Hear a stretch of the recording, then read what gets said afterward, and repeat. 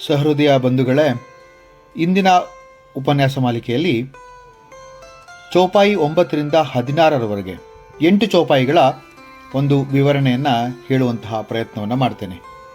ಅದಕ್ಕೆ ಮುಂಚೆ ಆ 8 ಚೌಪಾಯಿಗಳು ಯಾವುದ್ಯಾವುದಪ್ಪ ಅಂಥೇಳಿ ತಿಳ್ಕೊಳ್ಳುವಂಥ ಪ್ರಯತ್ನವನ್ನು ಮಾಡೋಣ.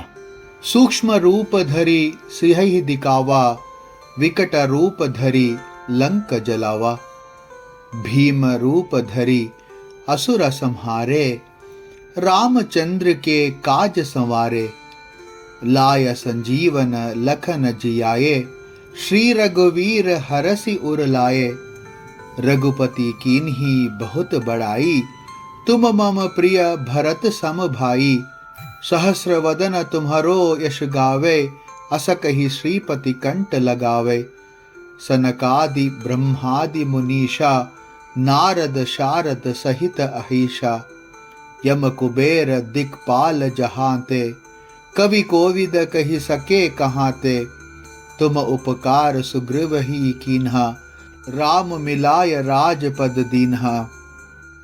ಇಂಥ ಒಂದು ಸೂಕ್ಷ್ಮವಾದಂತಹ ಹನುಮಂತನ ಇಡೀ ತನ್ನ ಜೀವನದಲ್ಲಿ ರಾಮನಿಗೋಸ್ಕರ ಮಾಡಿದಂತಹ ಕೆಲಸಗಳನ್ನು ಸುಂದರವಾಗಿ ಗೋಸ್ವಾಮಿ ತುಳಸಿದಾಸರು ಈ ಒಂದು ಚೌಪಾಯಿಗಳಲ್ಲಿ ವರ್ಣಿಸ್ತಾರೆ.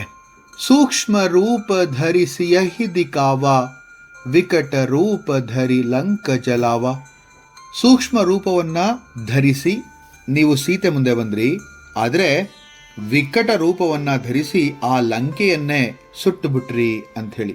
ಸಾಧಾರಣವಾದಂತಹ ರೂಪವನ್ನ ತಳೆದು ಸೀತೆ ಮುಂದೆ ಬಂದಂತಹ ಹನುಮ ಮುಂದೆ ಅಸಾಧಾರಣ ರೂಪವನ್ನ ತಾಳಿ ಲಂಕೆಯನ್ನ, ಸುವರ್ಣ ಲಂಕೆಯನ್ನ, ರಾವಣನ ರಾಜ್ಯವನ್ನ ಸುಟ್ಟು ಹಾಕ್ದ ಅಂಥೇಳಿ. ವಿಕಟ ರೂಪ ಅಂದ್ರೆ ಅಸಾಧಾರಣವಾದಂತಹ ರೂಪವನ್ನ ಧರಿ ಅಂದ್ರೆ ಧರಿಸಿ ಸುವರ್ಣ ಲಂಕೆಯನ್ನ ನೀವು ಸುಟ್ಟು ಹಾಕಿದ್ರಿ ಅಂಥೇಳಿ. ಭೀಮ ರೂಪ ಧರಿ ಅಸುರ ಸಂಹಾರೆ.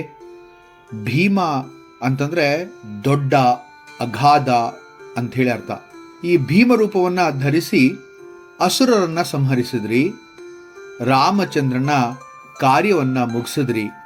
ರಾಮಚಂದ್ರಕ್ಕೆ ಕಾಜ ಸವಾರೆ ಅಂತ ಹೇಳ್ತಾರಲ್ಲ, ಅಂದ್ರೆ ರಾಮನ ಒಂದು ಕಾರ್ಯವನ್ನ ನೀವು ಯಶಸ್ವಿಯಾಗಿ ಸುಸೂತ್ರವಾಗಿ ಪೂರ್ಣಗೊಳಿಸ್ತೀರಿ ಅಂಥೇಳಿ. ಭೀಮನಂತೆ ರೂಪವನ್ನು ಧರಿಸಿ ಅಂದ್ರೆ ಅಗಾಧವಾದಂತಹ ಭೀಕರ ರೂಪವನ್ನು ಧರಿಸಿ ಅಸುರರನ್ನ ಅಂದ್ರೆ ರಾಕ್ಷಸರನ್ನ ಸಂಹರಿಸಿದ್ರಿ. ನೀವು ಈ ರೀತಿಯಾಗಿ ಭಗವಾನ್ ಶ್ರೀ ರಾಮನ ಕಾರ್ಯಗಳನ್ನ ಯಶಸ್ವಿಯಾಗಿ ಮುಗಿಸ್ತೀರಿ, ಪೂರ್ಣಗೊಳಿಸ್ತೀರಿ ಅಂಥೇಳಿ. ಲಾಯ ಸಂಜೀವನ ಲಖನ ಜಿಯಾಯೆ, ಶ್ರೀ ರಘುಬೀರ ಹರಷಿ ಉರುಲಾಯೆ. ಲಕ್ಷ್ಮಣನಿಗೆ ಸಂಜೀವನಿಯನ್ನ ತಂದು ಜೀವಂತವಾಗಿಸಿದ್ರಿ. ಲಖನ ಜಿಯಾಯೆ ನೋಡಿ, ಲಖನ ಅಂದ್ರೆ ಲಕ್ಷ್ಮಣ, ಲಕ್ಷ್ಮಣನನ್ನ ಉಳಿಸಿದ್ರಿ, ಜೀವವನ್ನ ಕೊಟ್ರಿ. ಶ್ರೀ ರಘುಬೀರ ಹರಷಿ ಉರುಲಾಯೆ. ಆಗ ಆ ಶ್ರೀ ರಘುಬೀರ ಅಂದ್ರೆ ಶ್ರೀರಾಮ ಹರ್ಷದಿಂದ, ಹರ್ಷಿ ಅಂದ್ರೆ ಹರ್ಷದಿಂದ, ಉರುಲಾಯೆ ಅಂತಂದ್ರೆ ಹೃದಯಕ್ಕೆ, ಉರು ಅಂದ್ರೆ ಹೃದಯ, ತನ್ನ ಹೃದಯಕ್ಕೆ ನಿಮ್ಮನ್ನ ಆಲಂಗಿಸಿಕೊಂಡ, ಅಪ್ಪಿಕೊಂಡ ಅಂತ ಹೇಳುವಂತ ಒಂದು ಮಾತು ಎಷ್ಟು ಚೆನ್ನಾಗಿದೆ. ಪ್ರಾಣವನ್ನ ಉಳಿಸುವ ಸಂಜೀವನಿಯನ್ನ ತಂದು ನೀವು ಲಕ್ಷ್ಮಣನ ಪುನರ್ಜೀವಗೊಳಿಸಿದ್ದೀರಿ. ಇದರಿಂದ ರಘುಪತಿ ಭಗವಾನ್ ಶ್ರೀರಾಮರು ಹೇಳಲಾರದಷ್ಟು ಸಂತೋಷಗೊಂಡು ಅಪ್ಪಿಕೊಂಡ್ರು ನಿಮ್ಮನ್ನ ಅಂತ ಒಂದು ಮಾತಿದೆ.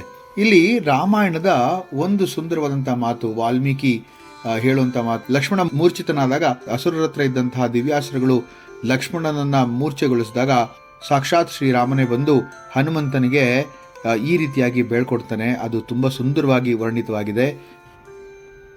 ರಾಮ ಹನುಮಂತನಲ್ಲಿ ಕೇಳುವಂತಹ ಮಾತು ಎಂತಹ ಸುಂದರವಾದಂತಹ ಮಾತು ಅಂತಂದ್ರೆ, ಒಬ್ಬ ಪ್ರಭು ಹನುಮಂತ ಒಪ್ಕೊಂಡಿದ್ದಾಗಿದೆ, ಶ್ರೀರಾಮನೇ ತನ್ನ ಸ್ವಾಮಿ, ತನ್ನ ಪ್ರಭು ಅಂಥೇಳಿ. ಆತ ಶ್ರೀರಾಮನ ದಾಸ ಅಂತ ಒಪ್ಕೊಂಡಿದ್ದಾಗಿದೆ. ಆದರೂ ಕೂಡ ರಾಮನ ಒಂದು ಅತೀ ವಿನಮ್ರವಾದಂತಹ ಒಂದು ವ್ಯಕ್ತಿತ್ವ ಇಲ್ಲಿ ದರ್ಶನವಾಗುತ್ತೆ. ಅದಕ್ಕೋಸ್ಕರನೇ ಅನ್ಸುತ್ತೆ ರಾಮನನ್ನ ಪುರುಷೋತ್ತಮ ಅಂತ ಕರೆದಿದ್ದು. ಎಷ್ಟು ಸುಂದರವಾಗಿ ಹನುಮಂತನಲ್ಲಿ ತಾನು ಬೇಡ್ಕೊಳ್ತಾನೆ, ಕೇಳ್ಕೊಳ್ತಾನೆ ನೋಡಿ, ಎಷ್ಟು ಚೆನ್ನಾಗಿದೆ ಆ ಮಾತು. ವಾಲ್ಮೀಕಿ ಅಲ್ಲದೆ ಮತ್ತೊಬ್ರು ಬರೆಯೋಕ್ಕಾಗಲ್ಲ. ಅಂತಹ ಸುಂದರವಾದಂಥ ಮಾತನ್ನು ಹೇಳ್ತಾರೆ ನೋಡಿ. ಗಚ್ಚ ಶೀಘ್ರ ಮಹಾಬಾಹೋ ಭ್ರಾತೃಭಿಕ್ಷಾ ಪ್ರತಿಹತಾಂ, ಚಾತುರ್ಮೇವ ಭೃತೃಣಾಂ ಅಸ್ಮಾಕಂ ಪಂಚಮೋಭವ ಅಂಥೇಳಿ. ಶೀಘ್ರಗಚ್ಚ ಮಹಾಬಾಹೋ ಅಂತಾರೆ. ಅಂದರೆ ಬೇಗ ಹೋಗಪ್ಪ, ನನ್ನ ಭ್ರಾತೃವಿನ ಪ್ರಾಣ ಭಿಕ್ಷೆ ಕೊಡು ಅಂಥೇಳಿ. ಎಷ್ಟು ಸುಂದರವಾದಂಥ ಮಾತು ನೋಡಿ. ಒಬ್ಬ ಧೀರ ಮಹಾನ್ ತೇಜಸ್ವಿ ಪುರುಷನಾದಂತಹ ಶ್ರೀರಾಮನ ಬಾಯಿಲಿ ಇಂಥ ಒಂದು ವಿನಮ್ರವಾದಂತಹ ಮಾತುಗಳು ತನ್ನ ದಾಸನ ಬಗ್ಗೆ ಬರೋದು, ಅದು ಬಹಳ ಸುಂದರವಾದಂಥದ್ದು. ಚಾತುರ್ಮೇವ ಭ್ರತೃಣಾಂ, ನೋಡಿ ನಾವು 4 ಜನ ಇದ್ವಿ ಅಂತ ಎಲ್ಲರಿಗೂ ಗೊತ್ತು, ಆದರೆ ಅಸ್ಮಾಕಂ ಪಂಚಮೋಹವ, ಇನ್ಮೇಲಿಂದ ನೀನು 5ನೇವನಪ್ಪ ಅಂಥೇಳಿ. ಎಷ್ಟು ಸುಂದರವಾದಂಥ ಮಾತು ನೋಡಿ. ಇಲ್ಲಿ ಲಕ್ಷ್ಮಣನ ಉಳಿಸೋದಕ್ಕೋಸ್ಕರ ಸಂಜೀವನನ್ನ ತರುವಂತಹ ಪ್ರಸಂಗದಲ್ಲಿ ಈ ಥರದ ಮಾತನ್ನು ಕೇಳ್ತಾನೆ.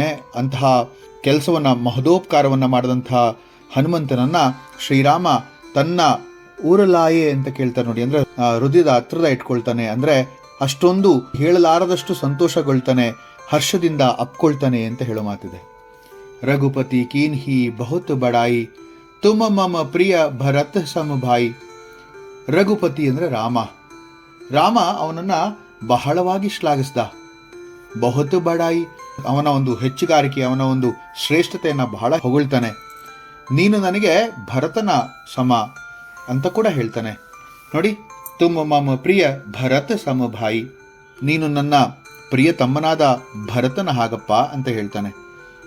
ಶ್ರೀರಾಮ ಅದಕ್ಕೋಸ್ಕರ ಅನ್ಸುತ್ತೆ ಲೋಕಮಾನ್ಯ ಅಂತ ಅನ್ಸ್ಕೊಳ್ಳೋದು. ಬಹಳ ಹೊಗಳ್ತಾನೆ, ಭರತನಂತೆ ಆತ್ಮೀಯ ಸೋದರ ಅಂತ ಕರೀತಾನೆ. ಹೇಳದಲ್ಲ ಆಗ್ಲೇ, ಚಾತುರ್ಮೇವ ಭ್ರತೃಣಾಂ ಅಸ್ಮಾಕಂ ಪಂಚಮೋಭವ ಅಂತ ಹೇಳಿ. ಆ ತರಹ ರಘುಪತಿ ಕೀನ್ಹಿ ಬಹುತು ಬಡಾಯಿ ಅಂತ ಹೇಳ್ತಾರೆ. ಮುಂದೆ ಸಹಸ್ರ ಬದನ ತುಮ್ಹರೋ ಯಶಗಾವೆ, ಸಹಸ್ರಾರು ಮುಖಗಳು ನಿನ್ನ ಯಶಸ್ಸನ್ನು ಹಾಡುತ್ತವೆ. ಅಂದರೆ ಎಷ್ಟು ಜನ ಎಷ್ಟು ಹೊಗಳಿದ್ರೂ ಕೂಡ ನಿನ್ನ ಯಶಸ್ಸು ಕರಗಲ್ಲ. ಹಾಗಂದು ಶ್ರೀಪತಿ ಅವನ ಕಂಠದಲ್ಲೂ ಕೂಡ ನಿನ್ನ ಹೆಸರನ್ನು ಹಾಕ್ಕೊಳ್ತಾನೆ. ಅಂದರೆ ಅವನ ಕಂಠದಲ್ಲೂ ಕೂಡ ನಿನ್ನನ್ನು ಹೊಗಳ್ತಾನೆ. ಅಸಕಹಿ ಶ್ರೀಪತಿ ಕಂಠ ಲಗಾವೆ. ಯಾವಾಗಲೂ ಕೂಡ ರಾಮ ಲಕ್ಷ್ಮಣನ ಕರಿತಾನೋ ಇಲ್ವೋ, ಲಕ್ಷ್ಮಣನ ಬಗ್ಗೆ ಯೋಚನೆ ಮಾಡ್ತಾನೋ ಇಲ್ವೋ, ಆದರೆ ಹನುಮಂತನ ಬಗ್ಗೆ ಯೋಚನೆ ಮಾಡೇ ಮಾಡ್ತಾನೆ. ಯಾವಾಗ ಸಂತೋಷ ಆಗುತ್ತೋ ದುಃಖ ಆಗುತ್ತೋ ರಾಮ ನಿನ್ನ ಯೋಚನೆಯಲ್ಲೇ ಇರ್ತಾನೆ, ನಿನ್ನನ್ನೇ ನಾಪಿಸ್ಕೊಳ್ತಾನೆ. ಯಾವಾಗ ಸಂತೋಷದಿಂದ ಶ್ರೀರಾಮರು ನಿಮ್ಮನ್ನು ತಪ್ಕೊಳ್ತಾರೋ ಆಗ 1000 ಹೆಡೆಗಳುಳ್ಳ ಸರ್ಪವು ಕೂಡ ನಿಮ್ಮ ಗುಣಗಾನ ಮಾಡುವಂತಾಯಿತು ಅಂಥೇಳಿ ಹೇಳ್ತಾನೆ. ಯಾಕೆಂದರೆ ರಾಮ ಒಪ್ಪಾದ ಮೇಲೆ ಇನ್ಯಾರೂ ಒಪ್ಪಬೇಕಾದಂತಹ ಪರಿಸ್ಥಿತಿನೇ ಇಲ್ಲ ಅನ್ನುವಂಥ ಮಾತು ಇಲ್ಲಿದೆ. ಸನಕಾದಿ ಬ್ರಹ್ಮಾದಿ ಮುನೀಶ ನಾರದ ಶಾರದ ಸಹಿತ ಈಶ. ಸನಕಾದಿಗಳು, ಬ್ರಹ್ಮ ಮುನಿಶ್ರೇಷ್ಠರು, ನಾರದರು, ಶಾರದರು ಹಾಗೂ ಶ್ರೇಷ್ಠರು, ಇವರಷ್ಟು ಜನ ನಿಮ್ಮನ್ನು ಹೊಗಳಿ ಆಯಿತು, ನಿಮ್ಮ ಮಹಿಮೆಯನ್ನು ಕೊಂಡಾಡಿದ್ದಾರೆ.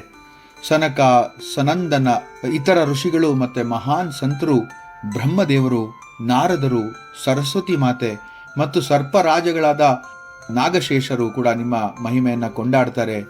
ಯಾರು ಕೂಡ ಈ ಪ್ರಪಂಚದಲ್ಲಿ ಹನುಮನ ಮಹಿಮೆಯನ್ನು ಕೊಂಡಾಡದೆ ಇರೋಂಥವ್ರು ಇಲ್ವೇ ಇಲ್ಲ ಅಂತ ಹೇಳುವಂಥ ಮಾತಿದು. ಯಮ ಕುಬೇರ ದಿಕ್ಪಾಲ್ ಜಹಾತೆ, ಕವಿ ಕೋವಿದ ಕಹಿ ಸಕೆ ಕಹಾತೆ. ಯಮ, ಕುಬೇರ, ದಿಕ್ಪಾಲಕರು, ಎಲ್ಲಿಂದ ಕವಿಗಳು, ಪಂಡಿತರು ಎಲ್ಲರೂ ಕೂಡ ನಿನ್ನ ಸ್ತೋತ್ರವನ್ನು, ನಿನ್ನ ಒಂದು ವೈಭವವನ್ನು ಹೇಳ್ತಾ ಹೋಗ್ತಾರೆ ಅಂತ ಹೇಳಿ ಇದೆ. ತುಮ ಉಪಕಾರ ಸುಗ್ರೀವ ಹಿ ಕೀನ್ಹ, ರಾಮ ಮಿಲಾಯ ರಾಜಪದದೀನಃ. ನೀನು ಸುಗ್ರೀವನಿಗೆ ಮಾಡಿದ ಉಪಕಾರವನ್ನ ಸುಗ್ರೀವ ಯಾವಾಗಲೂ ನೆನೆಸ್ತಾನೆ ಮತ್ತು ಅವನಿಗೆ ರಾಜಪದವನ್ನ ಕೂಡ ತಂದುಕೊಟ್ಟೆ. ಅಂತಹ ಒಂದು ಮಹಾಮಹಿಮನಾದ ನಿನ್ನನ್ನ ಸುಗ್ರೀವ ಯಾವತ್ತೂ ಕೂಡ ನಾಪಿಸ್ಕೊಳ್ತಾ ಇರ್ತಾನೆ. ನಿಮಗೆಲ್ಲ ಗೊತ್ತಿದೆ, ಸುಗ್ರೀವನನ್ನ ರಾಮನಿಗೆ ಪರಿಚಯ ಮಾಡಿಸಿದ್ದು ಹನುಮಂತ. ರಾಜಪದವಿಯನ್ನ ಸುಗ್ರೀವನಿಗೆ ತಂದುಕೊಡೋದ್ರಲ್ಲಿ ಹನುಮನ ಪಾತ್ರ ಬಹಳ. ಆದ್ದರಿಂದ ನೀವು ಅವರಿಗೆ ರಾಜತ್ವವನ್ನು ತಂದುಕೊಟ್ಟಿದ್ದೀರಿ ಅಂಥೇಳಿ ಸುಗ್ರೀವ ನಿಮ್ಮನ್ನು ಯಾವಾಗಲೂ ಕೂಡ ನೆನಪಿಸ್ಕೊಳ್ತಾ ಇರ್ತಾರೆ ಅಂತ ಹೇಳುವಂಥ ಮಾತಿದೆ. ಹೀಗೆ ಹನುಮಾನ್ ಚಾಲಿಸದ 1ರಿಂದ 16 ಚೌಪಾಯಿಗಳಲ್ಲಿ ಹನುಮನ ಕುರಿತಾದಂತಹ ಅನೇಕ ವಿಚಾರವನ್ನು ತಿಳ್ಕೊಂಡ್ವಿ. ಮತ್ತೆ ಮುಂದಿನ ಉಪನ್ಯಾಸ ಮಾಲಿಕೆಯಲ್ಲಿ ಅವನ ಮತ್ತಷ್ಟು ಗುಣಗಾನವನ್ನು ಹೇಳುವಂತಹ ಇನ್ನು 8 ಮುಂದಿನ ಚೌಪಾಯಿಗಳನ್ನು ತಿಳಿಯುವಂಥ ಪ್ರಯತ್ನ ಮಾಡೋಣ. ನಮಸ್ಕಾರ.